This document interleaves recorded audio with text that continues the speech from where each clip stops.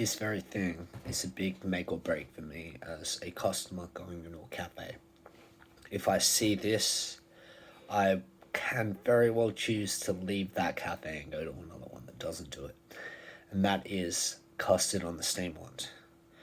This is a result of somebody not taking care of their coffee equipment properly. It is a build-up of old milk that solidifies and turns this horrible yuck brown color. And it's very easy to not do. The easiest way to not do it is to wipe down your steam wand after every use. So this video is to help combat that, to kill the custard, and to make sure that your boiler and coffee machine is in its prime state. The cloth that you use to wipe down your steam wand should be separate from the one that you use on your bench. The reason for this is that you do not want the bacteria that you're wiping from your bench to go into your coffee machine and then into your milk. Also, if you leave hard solidified milk on your steam wand, you can incur what is called a tainted boiler. Once this happens, your coffee machine is as good as dead and should be thrown out and never used again. You can replace the boiler, you can replace all the pipes, but the moment there is some foreign matter inside your boiler, it's doomed. You're never going to get it out. The cloth that you use to wipe down your steam wand should be something like a chucks, like a soft sort of kitchen cloth. You shouldn't be using microfiber. They can soak up too much and they become very hard to clean. The brown barista chucks are easily the best ones I've used. They're about 3 times the thickness of their blue counterparts, which means that they're a lot more absorbent and you won't have to be changing them as often.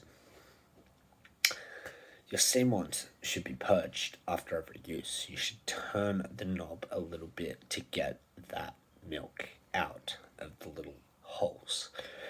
If you don't do this, they can solidify. If that happens too much, you'll block up a couple of your holes and you won't be able to steam as quickly or efficiently. Scale is the biggest killer of coffee machine. It happens when there's a buildup of minerals inside your boiler.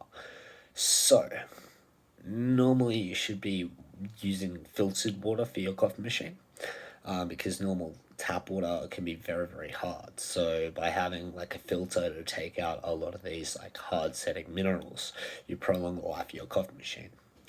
Descale is very, very good.